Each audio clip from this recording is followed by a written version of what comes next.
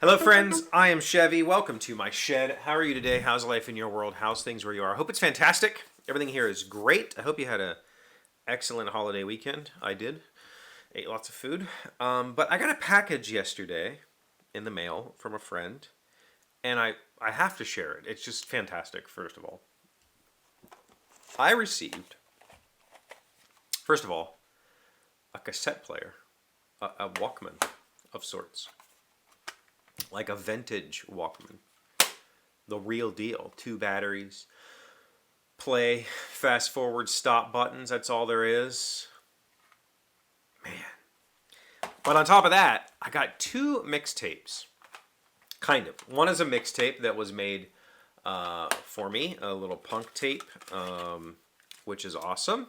On a nice little thing with a little insert. And the other one is Questionable Mono, The Kids I Used to Know. This is a compilation album that a small publisher called Questionable Mono Presents put out with some very cool bands that I'm excited. Anyway, I'm excited to listen to both of these. And man, I forgot how cool it was to do mixtapes. And I forgot that when we did them, I don't know if you remember, but like we didn't have home printers. I mean, that wasn't a thing. And so it was really special to get a mixtape that had like an actual like Xeroxed insert or something. That was very cool. But for the most part, our mixtapes all came with, I think it was Memorex was the big brand or whatever that had the little liners that had lines on them so you could write what was on the tape, and you could fold it so you could write on the inside as well. I remember making those for people. That was really fun.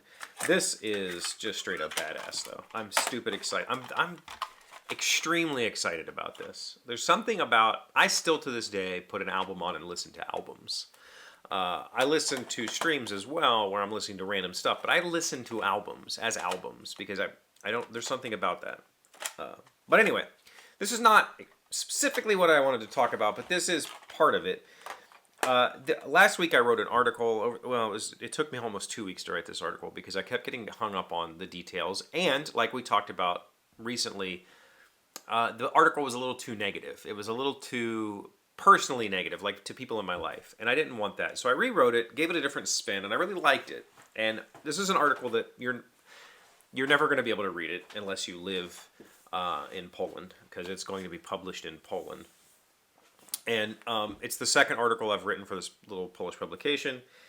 And it was kind of about how Magic the Gathering changed the world, but more or less how the impacts that it had on me as a small town kid growing up in the late 80s, early 90s, and about how, you know, the satanic panic of the 80s, late 80s carried over into the 90s, and it had a profound impact on me because I grew up in a Christian household and we were expected to be Christians and uphold Christian values, and I wasn't allowed to play Dungeons and Dragons. I wasn't allowed to listen to Metallica. You know, like there were rules and I had to follow them. And you know, when Magic the Gathering hit the streets in fall of '93, it changed everything for me because suddenly I had, you know, Dungeons and Dragons that I could play that wasn't Dungeons and Dragons. It was a card game, but it had fantastical art. On top of that, as the game grew in popularity, store owners realized they needed to keep people in the stores. They started putting tables in. They started selling snacks. They started making a space for us for the kids to go. And suddenly I had a safe place to enjoy those kind of heathen things that I wanted to participate in. But music, you don't really go to a place and listen to music. I mean, I did. We had people that brought radios or tape players, and we would listen to our cool music or whatever. But this was the primary source for me to get music in the late 80s, early 90s, was tapes, because we were still making them for people. They were still easy to come by. And most of my tapes at that time were handmade. They were maybe not like not necessarily mixtapes. They might have been albums, but I recorded them from a friend's album. I would record my Metallica onto a blank cassette, put it in a sleeve with a piece of art or something on it. It didn't say this is Metallica and here's the songs. And that way, like, my tapes could become these were like little rebellions. Like they were little, 90 minutes of I'm going to do what I want to do and I'm going to listen to what I want to listen to. And unless you put it in a tape player and listen to it yourself, you don't know what's on here. And that was kind of magical. And we made a lot of mixtapes. We recorded a lot of songs off of radio that, especially the radio was playing songs I wasn't allowed to listen to. So I could record radio cuts and put them on tapes and have these kind of handmade packages that were shelters. These were, safe.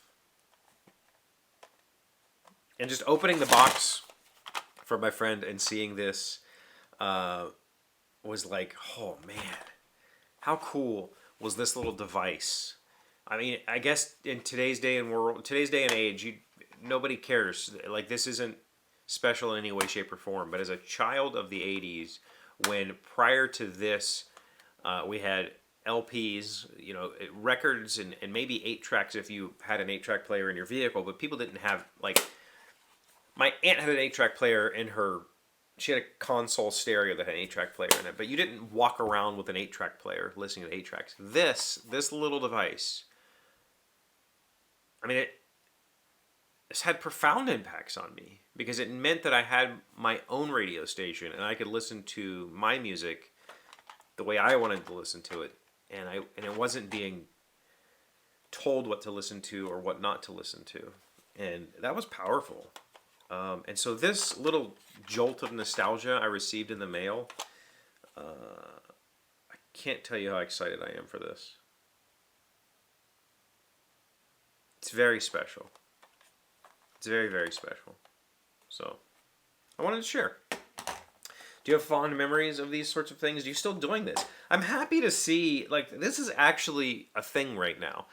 Especially for, like, punk compilations, punk albums, local punk. I'm not talking, like, national, you're not going to find Green Day on these tapes. But there are publishers in today's day and age releasing tapes of punk bands, of local bands, local recordings. And that excites me because you have to listen to it. Like, the only way to listen to this is front to back. I guess you could play a song, take it out, put a different tape in, play a song, but that seems like a hell of a lot of work.